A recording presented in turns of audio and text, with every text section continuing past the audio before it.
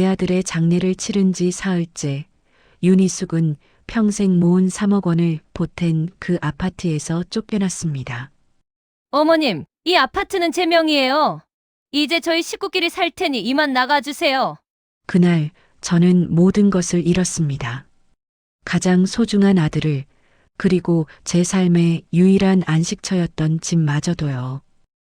안녕하세요. 오늘도 방문해주신 여러분 복 많이 받으시고요. 구독과 좋아요 부탁드리며 영상 시작하겠습니다. 이른 아침에 햇살이 거실 창문을 통해 조심스레 들어왔습니다. 먼지처럼 미세한 빛의 입자들이 공중에 떠다니고 있었죠. 윤희숙은 소파 가장자리에 앉아 그 빛을 멍하니 바라보고 있었어요. 창밖으로는 강남의 고층 빌딩들이 보였지만 그녀의 눈에는 아무것도 들어오지 않았습니다. 사흘 전 외아들 민호의 장례를 치렀습니다. 46의 젊은 나이에 급성 신부전증으로 세상을 떠났죠. 회사에서 일하다 쓰러졌다는 전화를 받고 달려갔을 때 이미 아들은 차갑게 식어가고 있었어요. 희숙은 그때의 기억을 떠올리려 하지 않았습니다. 아니, 떠올릴 수가 없었죠. 너무 아팠으니까요. 희숙은 62이었습니다. 남편을 먼저 보낸 지 10년이 넘었고 그 후로는 오직 아들만이 그녀의 세상 전부였죠. 민호는 효자였어요. 어머니를 극진히 모셨고 결혼 후에도 함께 살자고 했습니다. 희숙은 처음엔 거절했어요. 새댁과 시어머니가 함께 사는 게 쉬운 일은 아니니까요. 하지만 민호가 워낙 간곡하게 부탁했고 며느리 지영도 괜찮다고 했습니다. 어머님, 제가 모실게요. 걱정 마세요. 지영의 그 말이 진심이라 믿었습니다. 아니, 믿고 싶었죠. 희숙은 천천히 일어나 부엌으로 향했어요. 물 한 잔을 마시려는데 손이 떨렸습니다. 컵이 싱크대에 부딪혀 작은 소리를 냈죠. 그 소리마저 이 넓은 아파트에서는 금방 사라져버렸어요. 마치 자신의 존재처럼요. 이 아파트는 평형이 꽤 큰 편이었습니다. 강남 한복판의 주상복합 아파트였죠. 민호가 결혼하면서 마련한 집이었는데 희숙도 자신의 노후 자금 3억 원을 보탰어요. 남편의 보험금과 퇴직금, 그리고 평생 모은 적금을 합친 돈이었습니다. 전 재산이었죠. 어머니, 제가 나중에 꼭 돌려드릴게요. 이자까지 붙여서요. 민호가 그렇게 말했을 때 희숙은 웃으며 손사래를 쳤습니다. 무슨 소리야? 엄마가 아들 도와주는 게 당연한 거지. 이자는 무슨. 하지만 마음 한구석에서는 안도했어요. 혹시라도 나중에 혼자가 되면 그 돈을 돌려받아 작은 곳에서라도 살 수 있을 테니까요. 하지만 그건 먼 미래의 일이라 생각했습니다. 아들이 자신보다 먼저 갈 거라고는 상상도 못했죠. 거실 한쪽 벽에는 민호의 사진이 놓여 있었습니다. 장례식장에서 가져온 영정 사진이었죠. 희숙은 그 앞에 서서 아들의 얼굴을 바라봤어요. 사진 속 민호는 환하게 웃고 있었습니다. 그 웃음이 가슴을 찔렀죠. 민호야. 작은 목소리가 텅 빈 거실에 흩어졌습니다. 대답은 없었죠. 다시는 들을 수 없는 목소리였어요. 복도 쪽에서 발소리가 들렸습니다. 며느리 지영이 방에서 나오는 소리였죠. 희숙은 재빨리 눈물을 닦았어요. 며느리에게 약한 모습을 보이고 싶지 않았습니다. 아니, 정확히는 폐를 끼치고 싶지 않았죠. 지영은 단정한 검은색 원피스를 입고 나타났습니다. 화장은 옅게 했지만 피곤한 기색이 역력했어요. 마흔이 채 안 된 나이였지만 지난 며칠간의 일로 훨씬 나이 들어 보였습니다. 어머님, 주무셨어요? 응, 조금. 거짓말이었습니다. 희숙은 밤새 한숨도 못 잤어요. 눈을 감으면 아들의 얼굴이 떠올랐고 그럴 때마다 가슴이 미어졌죠. 지영은 주방으로 가서 커피를 내렸습니다. 그 모습이 평소와 다름없어 보였지만 어딘가 경직되어 있었어요. 희숙도 그걸 느꼈습니다. 장례 이후로 며느리의 태도가 미묘하게 변한 것 같았죠. 어머님, 잠깐 말씀드릴 게 있어요. 지영이 커피를 들고 식탁에 앉으며 말했습니다. 목소리가 차분했지만 그 차분함 속에 차가운 무언가가 있었어요. 희숙은 불길한 예감에 가슴이 철렁했죠. 응, 그래. 희숙도 식탁 맞은편에 앉았습니다. 지영은 커피를 한 모금 마신 뒤 천천히 입을 열었어요. 어머님, 아시다시피 이 아파트는 제 명의로 되어 있습니다. 첫 마디부터 심장이 쿵 내려앉는 느낌이었습니다. 희숙은 아무 말도 하지 못하고 며느리를 바라봤어요. 민호 오빠가 죽고 저도 많이 힘들어요. 그래서 생각을 좀 정리하려고 하는데 지영의 시선이 희숙을 피했습니다. 창밖을 보며 말을 이었죠. 이제 저희 식구끼리 살아야 할 것 같아요. 저랑 아이들만요. 그 말의 의미를 이해하는 데는 몇 초가 걸렸습니다. 희숙의 머릿속이 하얗게 비었다가 천천히 현실이 밀려들어왔죠. 그게 무슨 말이니? 어머님께서 다른 곳에서 지내시면 좋겠어요. 짐 정리는 일주일 정도 드릴게요. 일주일. 짐 정리. 다른 곳. 단어들이 머릿속에서 맴돌았지만 제대로 조합되지 않았습니다. 희숙은 입술을 떨며 물었어요. 지영아, 내가 뭘 잘못했니? 잘못하신 건 없어요. 다만 저도 이제 제 인생을 살아야죠. 어머님도 이해하실 거예요. 이해. 그 단어가 이렇게 폭력적일 수 있다는 걸 처음 알았습니다. 희숙은 떨리는 손으로 식탁을 움켜쥐었어요.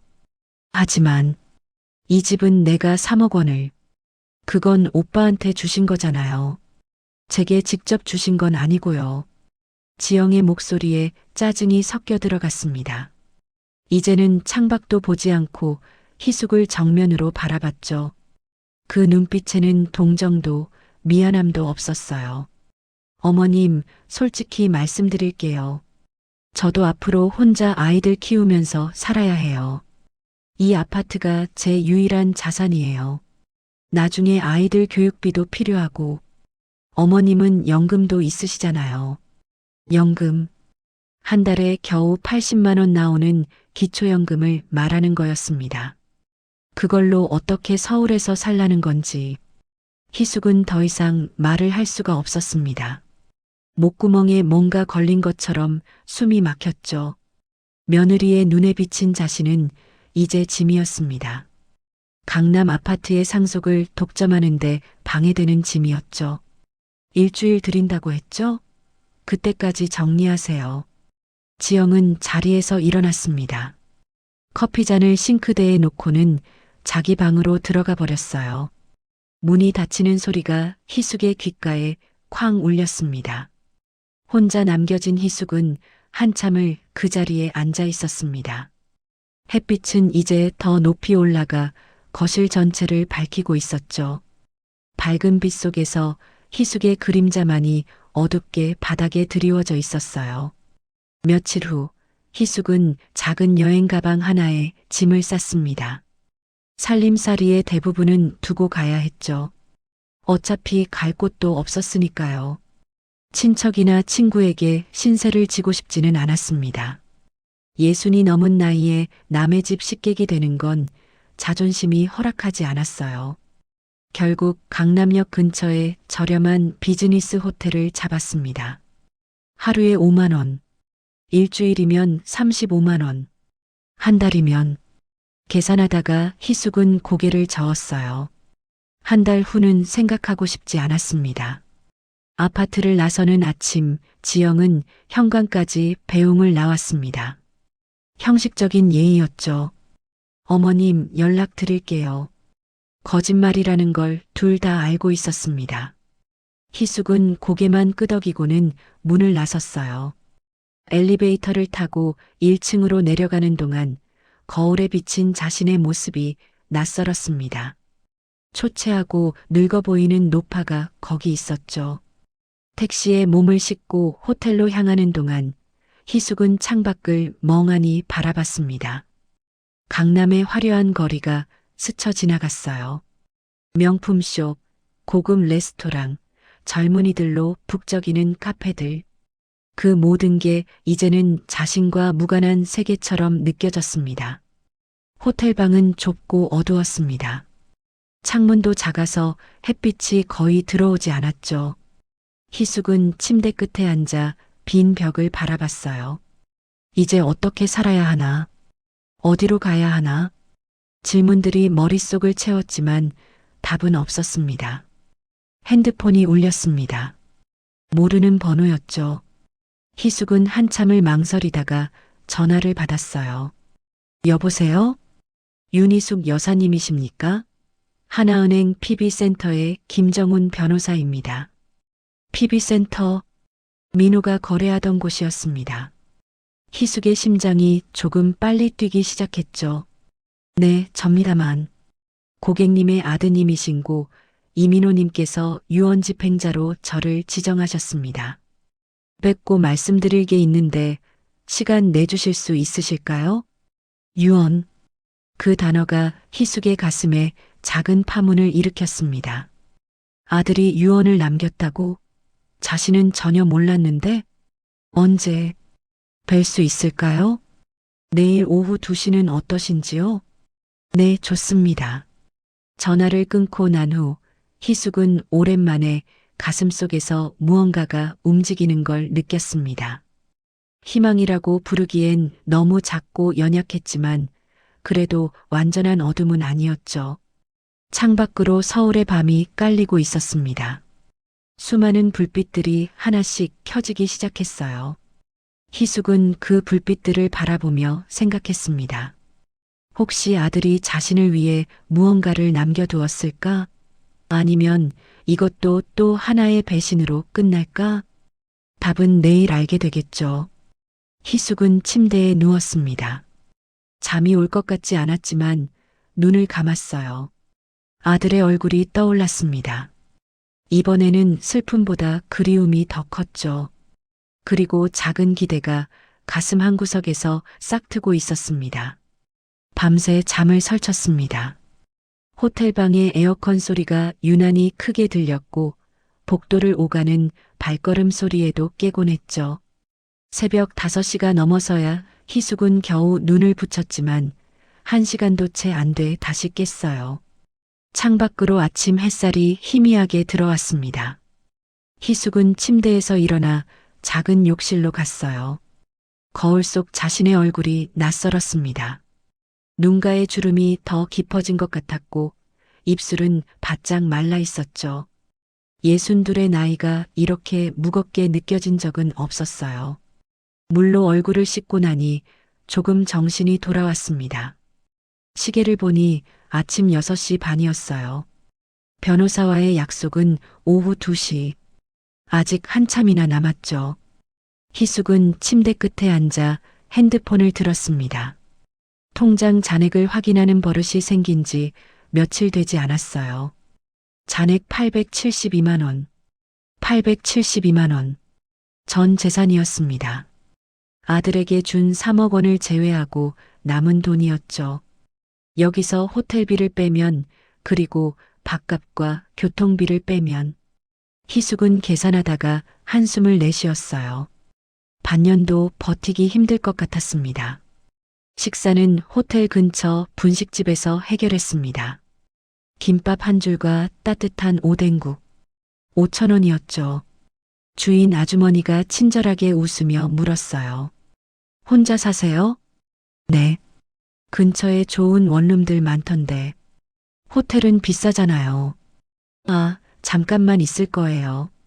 거짓말이었습니다. 희숙 자신도 앞으로 어떻게 될지 몰랐으니까요.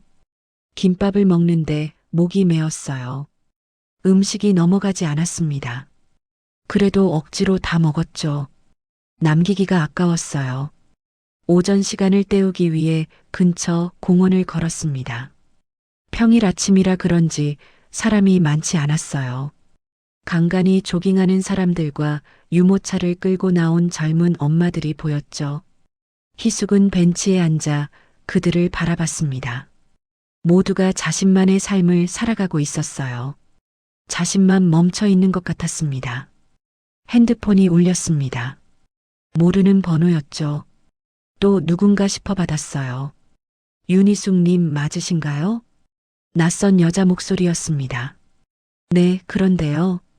아, 저는 부동산 중개업소에서 일하는 사람인데요. 강지영 님이 소개해 주셔서 연락드렸어요. 혹시 원룸이나 오피스텔 알아보시나요? 가슴이 철렁했습니다. 며느리가 부동산까지 연락한 거였어요. 자신을 완전히 내쫓으려는 의도가 분명했죠. 아직 확실하지 않아서요. 아, 그러시구나. 그럼 필요하시면 연락 주세요. 저렴한 곳들 많이 알아요. 전화를 끊고 나니 울컥했습니다. 며느리는 자신이 어디서 어떻게 지내는지 궁금하지도 않은 모양이었어요. 그저 빨리 독립하기만 바라는 거겠죠. 희숙은 고개를 떨구고 한참을 그렇게 앉아 있었습니다. 오후 1시가 되어 호텔로 돌아왔습니다. 옷을 갈아입어야 했어요. 변호사를 만나는데 너무 초라해 보이긴 싫었죠. 가방에서 깨끗한 블라우스와 바지를 꺼내 입었습니다. 거울을 보니 그래도 조금 나아 보였어요. 하나은행 PB센터는 강남역에서 멀지 않았습니다. 고급스러운 건물 3층에 위치해 있었죠. 희숙은 엘리베이터를 타고 올라가며 긴장했어요. 손바닥에 땀이 났습니다. 윤희숙 여사님이시죠? 기다리고 있었습니다. 김정훈 변호사는 40 중반으로 보이는 남자였습니다. 단정한 양복에 안경을 쓴 모습이 신뢰감을 주었어요. 네, 안녕하세요. 이쪽으로 오시죠. 상담실에서 말씀드리겠습니다. 작은 상담실로 안내받았습니다. 테이블 위에는 서류 몇 장이 놓여 있었어요. 희숙은 의자에 앉으며 숨을 깊이 들이마셨죠. 우선 고인의 명복을 빕니다. 감사합니다. 오늘 모시게 된 이유는 고 이민호 고객님께서 작성하신 유언장 때문입니다. 고객님은 저를 유언 집행자로 지정하셨어요. 희숙은 고개를 끄덕였습니다. 아들이 유언을 남겼다는 사실이 여전히 낯설었죠. 유언장은 작년에 작성하셨고 공증까지 받으셨습니다. 법적으로 완전히 효력이 있는 문서예요. 그게 어떤 내용인지 자세한 내용은 유언 낭독회에서 말씀드리겠습니다. 배우자이신 강지영 님도 참석하셔야 하거든요. 며느리. 그 이름만 들어도 가슴이 답답해졌습니다. 지영 씨한테도 연락하셨나요? 네, 어제 연락드렸습니다. 오늘 오후 3시에 이곳에서 유언 낭독회를 진행할 예정이에요. 1시간 후였습니다. 희숙은 불안했어요. 며느리를 다시 마주하는 게 두려웠죠. 여사님, 여기서 기다리시겠습니까? 아니면 잠깐 나가셨다 오셔도 돼요. 여기서 기다릴게요. 혼자 있고 싶었습니다. 생각을 정리할 시간이 필요했죠. 변호사는 조용히 방을 나갔고 희숙은 창밖을 바라봤어요. 강남의 빌딩들이 햇빛을 받아 반짝이고 있었습니다. 아들은 왜 유언을 남긴 걸까요? 그것도 자신 몰래. 혹시 자신이 일찍 죽을 걸 예감했던 걸까? 아니면 그저 만약을 대비한 것이었을까? 질문들이 꼬리에 꼬리를 물었지만 답은 없었어요. 정확히 3시에 노크 소리가 들렸습니다. 문이 열리고 며느리 지영이 들어왔죠. 그녀는 검은색 정장을 입고 있었어요. 화장을 진하게 한 얼굴에는 피곤함보다 경계심이 역력했습니다. 어머님. 응. 지영은 희숙의 맞은편에 앉았습니다. 그 옆에는 낯선 여자가 한 명 더 있었어요. 20대 후반으로 보이는 젊은 여자였죠. 제 동생 지민이에요. 함께 와도 된다고 해서요. 동생까지 데려온 거였습니다. 희숙은 묵묵히 고개만 끄덕였어요. 더 이상 놀라지도 않았죠. 김 변호사가 들어와 자리에 앉았습니다. 그는 서류를 펼치며 차분하게 말했어요. 그럼 지금부터 고 이민호님의 유언을 낭독하겠습니다. 먼저 확인드릴 것은 이 유언장은 법적으로 완전한 효력이 있다는 점입니다. 지영이 몸을 앞으로 기울였습니다. 눈빛에 기대가 가득했죠.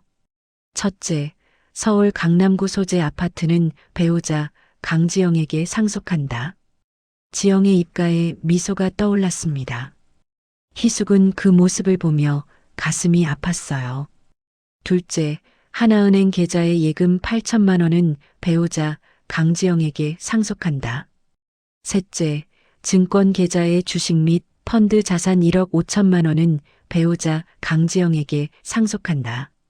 지영은 동생과 눈빛을 주고받았습니다. 승리한 사람의 표정이었죠. 희숙은 손을 꽉 쥐고 있었어요. 손톱이 손바닥에 파고들었습니다. 넷째, 생명보험금 3억 원은 배우자 강지영에게 상속한다. 변호사의 목소리가 상담실에 울렸습니다. 희숙은 숨을 참고 듣고 있었어요. 아들이 자신에게는 아무것도 남기지 않은 걸까? 그럴 리 없다고 믿고 싶었지만 점점 희망이 사라지고 있었죠. 이상입니다. 변호사가 서류를 내려놓았습니다. 지영은 만족스러운 표정으로 몸을 뒤로 기댔어요. 역시 오빠가 절 생각해 주셨네요. 그 말이 희숙의 가슴을 찔렀습니다. 아들은 정말 자신을 잊은 걸까요? 눈시울이 뜨거워졌어요. 그때였습니다. 아, 잠깐만요. 김 변호사가 서류를 다시 집어들었습니다. 표정이 조금 달라져 있었죠. 마지막 조항이 하나 더 있네요. 네. 지영의 목소리가 날카로워졌습니다.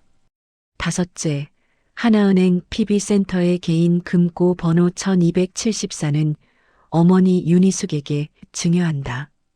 금고 내의 모든 내용물은 어머니의 소유이며 이는 어머니의 노후 보장을 위한 것이다. 순간 실내가 조용해졌습니다. 희숙은 귀를 의심했어요. 개인 금고, 아들이 자신에게 금고를? 잠깐만요. 지영이 벌떡 일어났습니다. 얼굴이 불그락푸르락했죠. 그게 무슨 말이에요? 금고에 뭐가 들어있는데요? 그건 저도 모릅니다. 고인께서 금고의 내용물에 대해서는 비밀로 하셨거든요. 말도 안 돼요. 어머님이 이미 충분히 받으셨잖아요. 아파트 살 때 돈도 보태셨고, 강지영님, 변호사의 목소리가 단호해졌습니다. 이 유언장은 법적으로 완전한 효력이 있습니다. 고인의 마지막 의사를 존중해야죠. 하지만 금고에 얼마나 되는지도 모르잖아요. 혹시 몇 억씩 되면 어쩌려고요? 그건 중요하지 않습니다. 유언장에 명시된 이상 법적으로 보호받는 권리예요. 지영은 동생을 돌아봤습니다. 동생도 당황한 표정이었죠.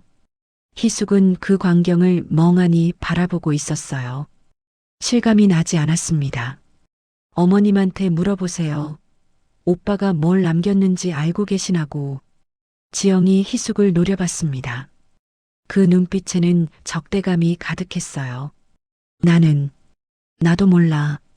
희숙의 목소리가 떨렸습니다. 정말 몰랐어요. 아들이 무엇을 금고에 넣어두었는지 전혀 알지 못했죠. 이건 사기예요. 분명 오빠가 정신이 온전하지 않을 때 쓴 거예요. 강지영님, 진정하세요.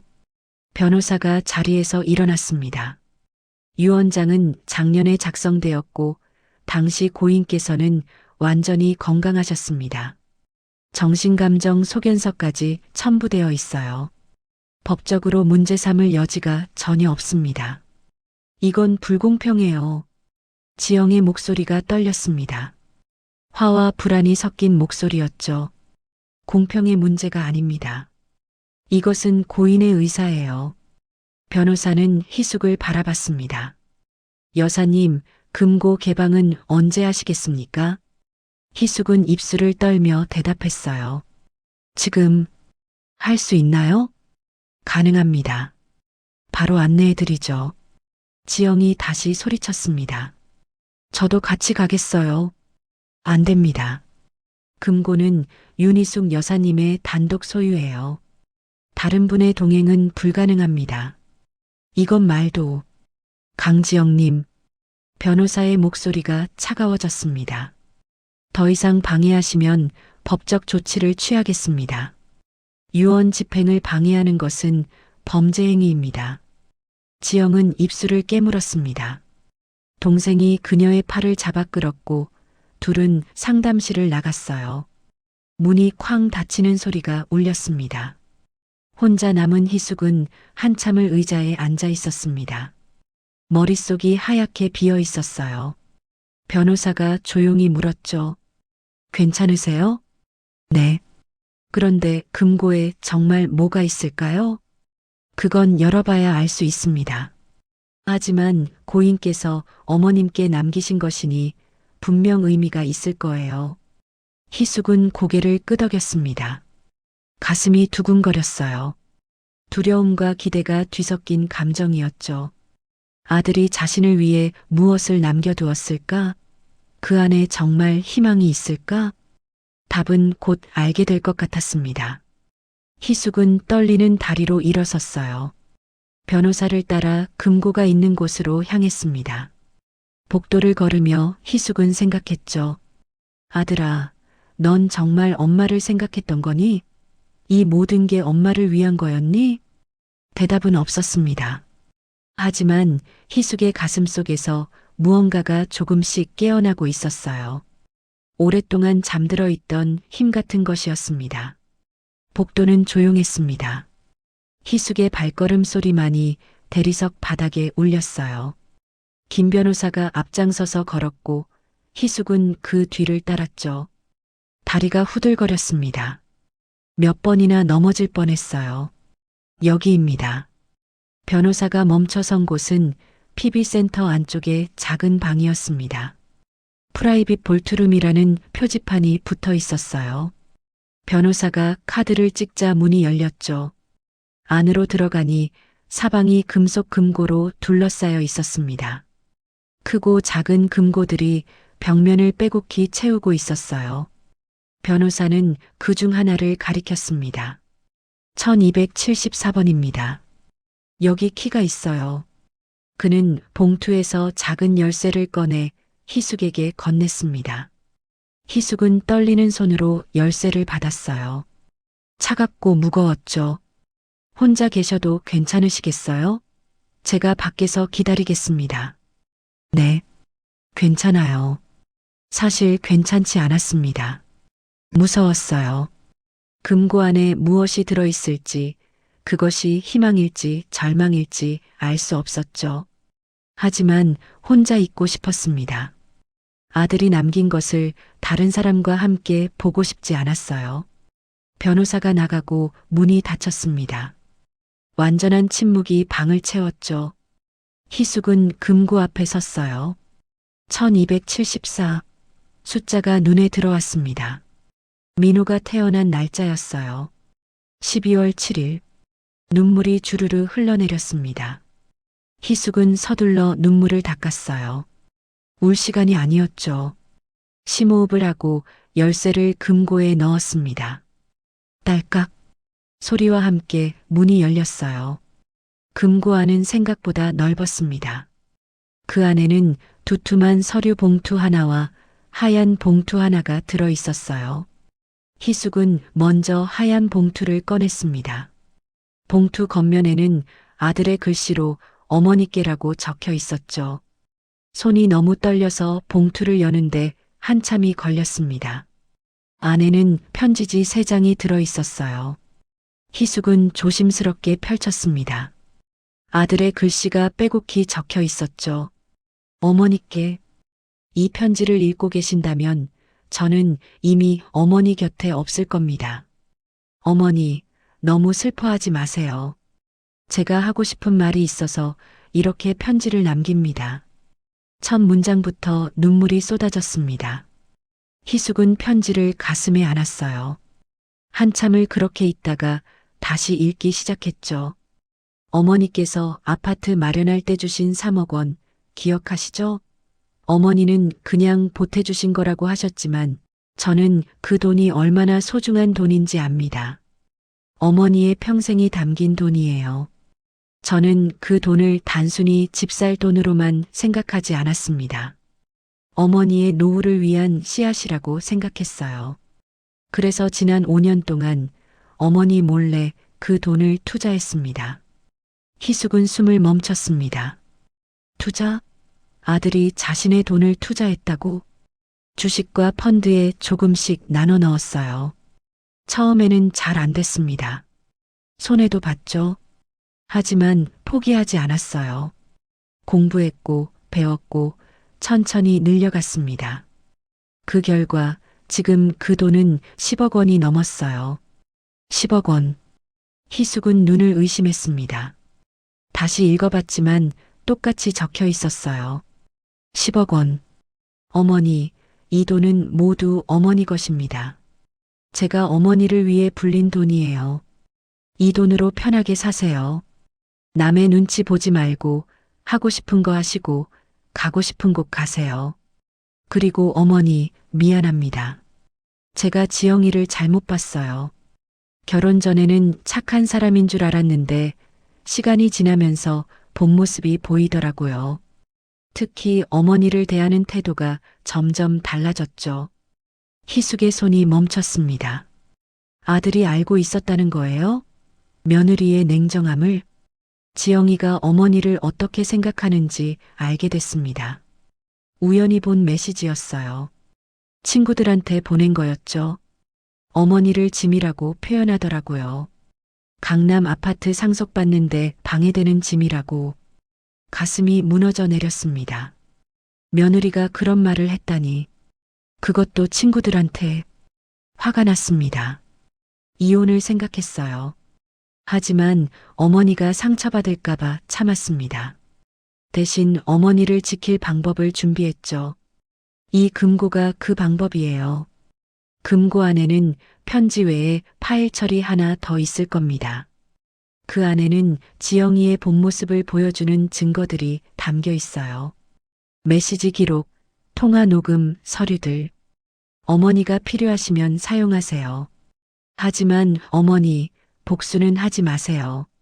그냥 어머니의 권리만 지키시면 돼요. 지영이를 무너뜨릴 필요는 없습니다. 그저 어머니가 당당하게 사실 수 있으면 그것으로 충분해요. 어머니 사랑합니다. 제가 불효해서 먼저 가지만 이것만은 꼭 기억해 주세요.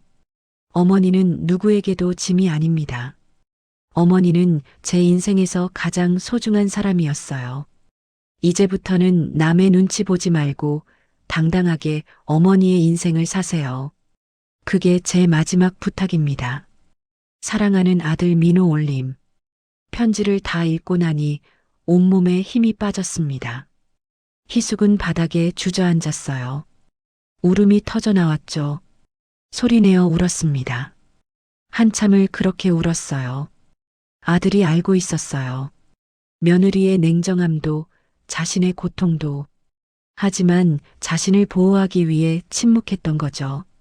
그리고 이렇게 마지막까지 준비해 둔 겁니다. 민호야, 미안해. 엄마가 미안해. 말이 되지 않는 소리만 나왔습니다. 가슴이 찢어지는 것 같았어요.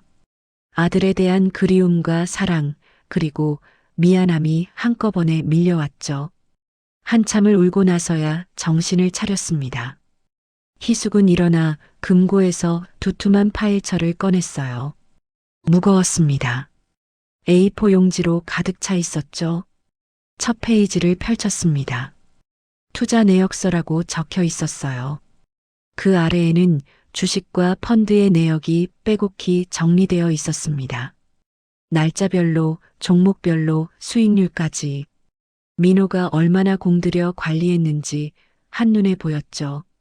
마지막 페이지에는 총액이 적혀 있었습니다. 현재 총 자산 10억 3,200만 원 2024년 11월 기준 10억이 넘었습니다.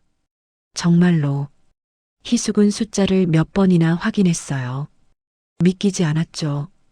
다음 파일을 열었습니다. 이번에는 메시지 기록이었어요. 며느리 지영이 친구들에게 보낸 메시지들이 날짜 순으로 정리되어 있었습니다. 시어머니 진짜 답답해. 언제까지 우리 집에 있으려고 하는 거야? 2022년 3월. 강남 아파트 상속받으려면 시어머니 내보내야 하는데 오빠가 계속 말을 안 들어. 2022년 7월. 시어머니 때문에 스트레스 받아 죽겠어. 걸리적거리는 짐 같아. 2023년 2월. 오빠 건강이 안 좋다는데 솔직히 빨리 정리됐으면 좋겠어.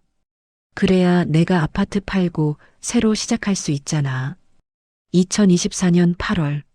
마지막 메시지는 민호가 사망하기 한 달 전이었습니다. 희숙은 손이 떨렸어요. 며느리가 아들의 죽음을 바랐다니. 그것도 돈 때문에. 다음 페이지에는 통화 녹음 파일의 내용이 텍스트로 정리되어 있었습니다. 지영이 친구와 통화하며 한 말들이었죠. 시어머니 몰아내려고 벌써 아파트명의 변경 알아봤어. 오빠 몰래. 3억 원? 그거 증거 없잖아. 시어머니가 증명할 수 있어? 그냥 모른 척하면 돼. 오빠 죽으면 보험금도 나오고 아파트도 내 거고. 완전 대박 아니야? 희숙은 파일을 덮었습니다. 더 이상 볼 수가 없었어요. 분노가 치솟아 올랐죠. 며느리에 대한 분노, 그리고 이 모든 걸 혼자 짊어지고 간 아들에 대한 안타까움. 하지만 동시에 깨달았습니다. 아들이 왜 이 모든 증거를 모아뒀는지 자신을 지키기 위해서였어요. 며느리에게 당하지 말라고, 당당하게 살라고. 희숙은 파일철을 다시 금고에 넣었습니다. 편지만 챙겨 가방에 넣었어요. 그리고 천천히 일어섰죠. 다리에 힘이 들어갔습니다. 금고실 밖으로 나가니 김 변호사가 기다리고 있었습니다.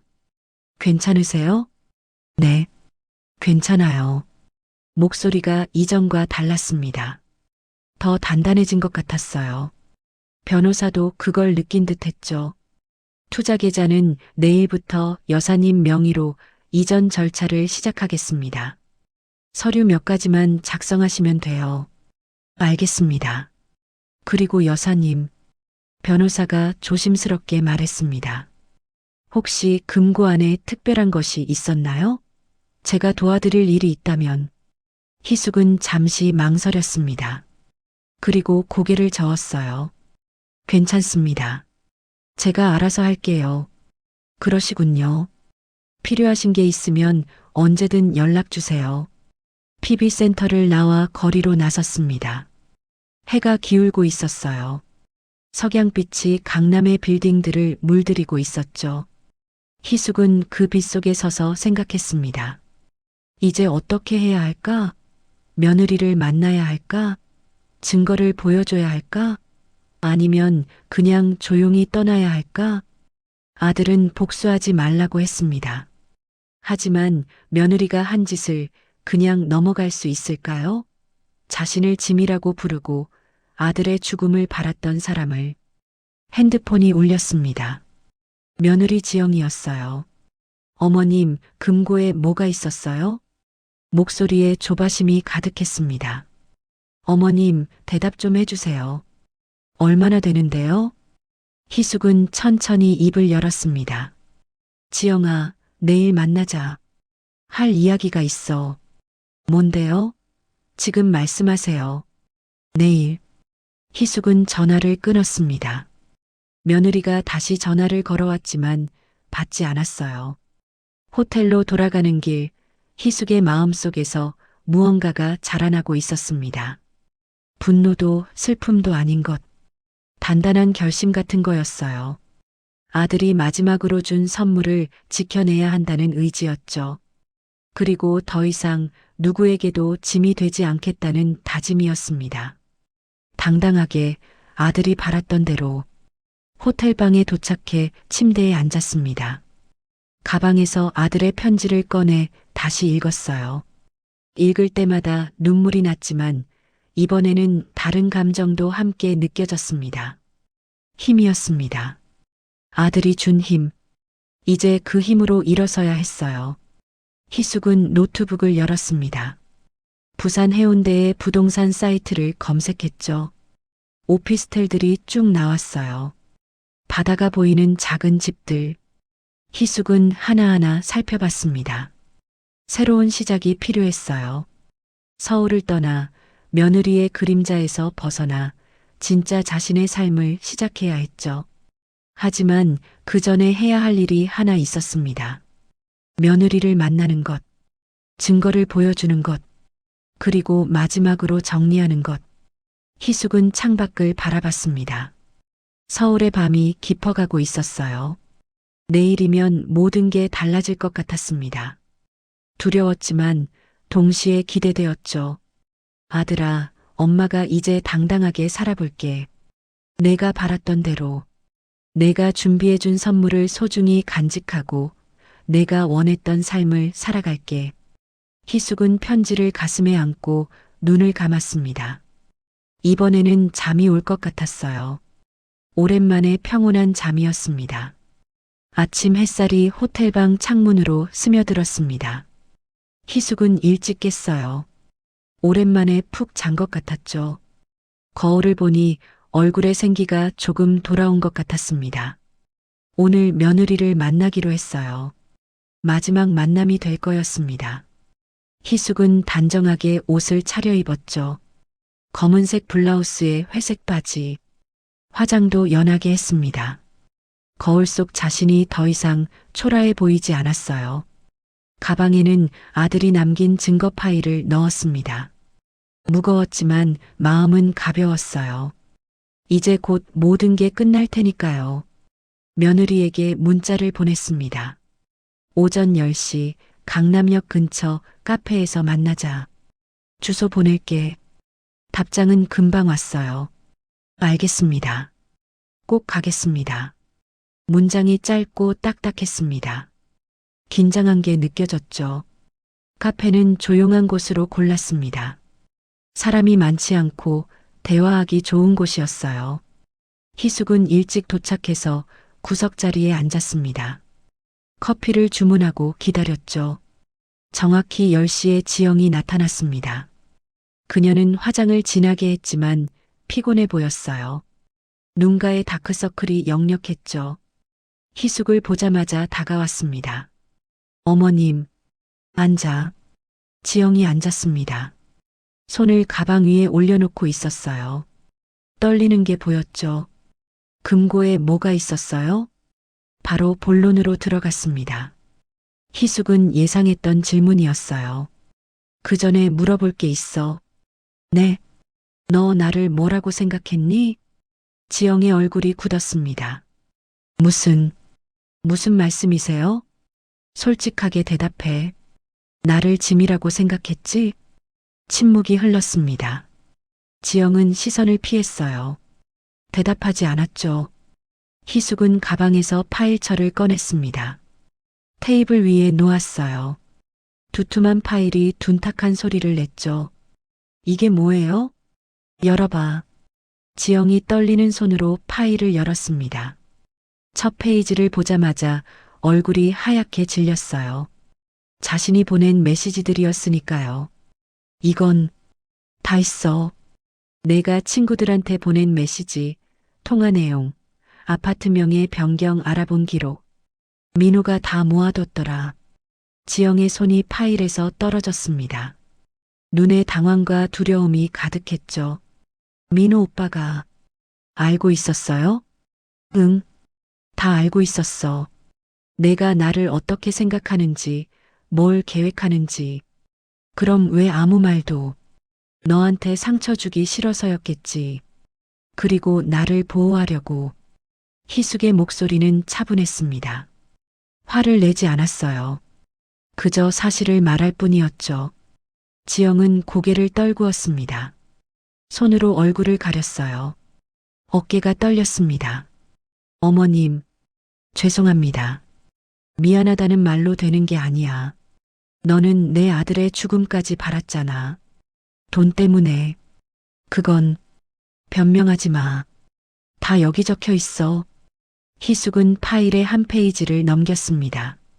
지영이 친구에게 보낸 메시지가 나왔어요. 오빠 빨리 정리됐으면 좋겠다는 내용이었죠. 지영이 소리내어 울기 시작했습니다. 다른 손님들이 쳐다봤어요. 하지만 희숙은 신경 쓰지 않았습니다. 어머님, 정말 죄송해요. 제가 미쳤었어요. 돈에 눈이 멀어서. 알아. 그래서 오늘 마지막으로 정리하려고 불렀어. 지영이 고개를 들었습니다. 눈물로 범벅이 된 얼굴이었죠. 정리요? 나는 너를 법적으로 처벌하지 않을 거야. 지영의 눈이 커졌습니다. 믿기지 않는다는 표정이었어요. 정말, 정말이요? 응. 하지만 조건이 있어. 뭐든지 하겠습니다. 나는 민호가 나한테 남긴 것만 가져갈 거야. 투자 계좌에 있는 돈. 그것만. 그게 얼마나 되는데요? 10억 좀 넘어. 지영이 숨을 들이켰습니다. 엄청난 금액이었죠. 하지만 아파트는 내 거야. 내가 보탠 3억 원도 돌려받지 않을 거고, 보험금도 다른 자산도 다 내 거야. 어머님, 대신 나는 너랑 다시는 연락하지 않을 거야. 손주들도 보지 않을 거고, 우리는 남처럼 살자. 희숙의 목소리에는 흔들림이 없었습니다. 단호했죠. 민호가 복수하지 말라고 했어. 그래서 안 해. 하지만 너를 용서할 수도 없어. 그러니까 이제 각자의 길을 가는 거야. 지영은 대답하지 못했습니다. 그저 고개만 끄덕였어요. 희숙은 자리에서 일어났습니다. 파일은 가져가. 혹시 모르니까. 내가 가지고 있으면 너도 불안할 테니. 어머님, 정말 죄송합니다. 제가 너무 잘못했어요. 알아. 그런데 지영아. 희숙이 마지막으로 말했습니다. 너도 후회하면서 살 거야. 착한 사람을 만났는데 그 사람을 잃어버렸다는 걸 알게 될 테니까. 민호는 너한테 좋은 남편이었어. 그걸 너무 늦게 깨달았지만. 지영은 테이블에 얼굴을 묻고 울었습니다. 희숙은 더 이상 보지 않았어요. 카페를 나섰죠. 밖으로 나오니 햇살이 따뜻했습니다. 가슴이 뻥 뚫린 것 같았어요. 무거운 짐을 내려놓은 기분이었죠. 핸드폰을 꺼내 부동산 앱을 열었습니다. 며칠 전에 찜해둔 부산 해운대에 오피스텔이 있었어요. 바다가 보이는 작은 집이었죠. 가격은 3억 원. 희숙은 중개사에게 전화를 걸었습니다. 여보세요. 며칠 전에 문의드렸던 사람인데요. 그 집 아직 있나요? 아, 네. 계세요. 계약하고 싶어요. 언제 볼 수 있을까요? 이번 주 안에 부산 오실 수 있으세요? 내일 가겠습니다. 전화를 끊고 희숙은 웃었습니다. 오랜만에 웃는 것 같았어요. 그날 오후 호텔 방을 정리했습니다. 짐은 많지 않았어요. 가방 하나면 충분했죠. 남은 건 PB센터에 맡겨둔 서류들과 새로운 통장뿐이었습니다. 다음 날 아침 일찍 부산행 기차를 탔습니다. KTX는 빨랐어요. 2시간 반이면 도착했죠. 창밖으로 풍경이 빠르게 지나갔습니다. 서울을 벗어나니 마음이 한결 가벼워졌어요. 부산역에 도착했습니다. 바다 냄새가 났어요. 희숙은 깊이 숨을 들이마셨죠. 상쾌했습니다. 부동산 중개사와 만나 오피스텔을 봤습니다. 20평 정도의 작은 공간이었어요. 하지만 베란다에서 바다가 보였죠. 푸른 바다가 눈앞에 펼쳐져 있었습니다. 마음에 드세요? 네, 여기로 할게요. 계약은 빠르게 진행됐습니다. 일주일 후면 입주할 수 있었어요. 희숙은 서울로 돌아가지 않고 부산의 작은 호텔에서 일주일을 보냈습니다. 그 사이 가구를 주문하고 생활용품을 샀죠. 입주하는 날 희숙은 새 집 베란다에 섰습니다. 바다가 햇빛을 받아 반짝이고 있었어요. 갈매기들이 날아다녔죠. 평화로웠습니다. 민호야, 엄마 여기서 살게. 작은 목소리로 말했습니다. 아들이 들을 수 있을 것 같았어요. 내가 준 선물, 소중하게 쓸게. 내가 바랐던 대로 살아볼게. 눈물이 주르르 흘렀습니다. 하지만 슬픈 눈물은 아니었어요. 감사의 눈물이었죠. 시간이 흘렀습니다. 희숙은 부산에서 새로운 삶을 시작했어요. 근처 복지관에서 봉사활동을 시작했습니다. 독거노인들에게 반찬을 배달하는 일이었죠. 자신보다 더 외로운 사람들이 많다는 걸 알았어요. 희숙 씨, 오늘도 오셨네요. 네, 할머니. 김치찌개 끓여왔어요. 고마워요. 혼자 먹기 아까운데 제가 같이 먹어드릴게요.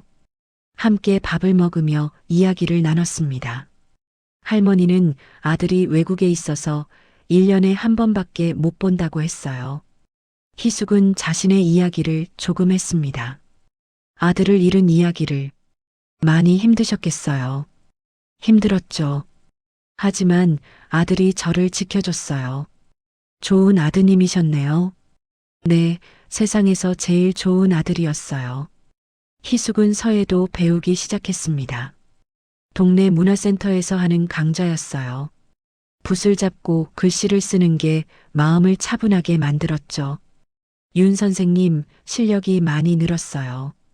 강사 선생님이 칭찬했습니다. 감사합니다. 재밌어요. 다음 달 전시회에 작품 내보시는 게 어때요? 저요? 제가 할 수 있을까요? 물론이죠. 충분히 잘하고 계세요. 희숙은 열심히 연습했습니다. 전시회에 낼 작품을 만들었어요. 아들의 편지에 있던 문장을 썼죠. 당당하게 살아가세요. 작품이 완성되자 뿌듯했습니다. 이 문장은 이제 희숙의 삶이었어요. 어느 날 저녁 해운대 해변을 걷고 있었습니다. 석양이 아름다웠어요. 하늘이 주황빛으로 물들고 있었죠. 희숙은 벤치에 앉아 그 광경을 바라봤습니다. 옆에 앉은 노부부가 손을 잡고 있었어요. 오랜 세월을 함께한 부부 같았죠. 희숙은 그들을 보며 생각했습니다. 자신도 언젠가 저렇게 평화로울 수 있을까? 그때 깨달았어요. 이미 평화로워졌다는 걸. 더 이상 누구의 눈치를 보지 않았어요. 며느리의 차가운 시선도 짐이라는 낙인도 없었죠. 자유로웠습니다. 핸드폰이 울렸습니다. 복지관 담당자였어요. 희숙 씨, 다음 주에 새로운 봉사자 교육이 있어요. 혹시 참여하실래요? 네, 좋아요. 감사합니다. 희숙 씨 같은 분이 계셔서 저희가 큰 힘이 돼요. 전화를 끊고 희숙은 웃었습니다. 누군가에게 힘이 된다는 말. 오랜만에 듣는 말이었어요. 집으로 돌아가는 길 슈퍼에 들렀습니다. 장을 보다가 아들이 좋아하던 과자를 봤어요. 초코파이였죠. 희숙은 한 봉지 집어들었습니다. 혼자 먹으려고요. 집에 와서 베란다에 앉았습니다. 초코파이를 하나 꺼내 먹었어요. 달콤했죠. 바다를 보며 천천히 씹었습니다. 민호야, 엄마 잘 살고 있어. 바람이 불어왔습니다. 아들의 대답 같았어요. 내가 준 선물 덕분에 자유로워졌어. 이제 아무도 무서워하지 않아. 엄마는 더 이상 짐이 아니야. 눈물이 또 흘렀습니다. 하지만 웃고 있었어요. 고마워, 민호야. 정말 고마워. 희숙은 가방에서 아들의 편지를 꺼냈습니다. 이제는 주름이 많이 갔어요. 자주 꺼내 읽었거든요. 마지막 문장을 다시 읽었죠. 이제부터는 남의 눈치 보지 말고 당당하게 어머니의 인생을 사세요. 그래, 그렇게 살게. 약속할게. 밤이 깊어갔습니다. 해운대의 불빛들이 하나둘 켜지기 시작했어요. 희숙은 창문을 열고 바다를 바라봤습니다.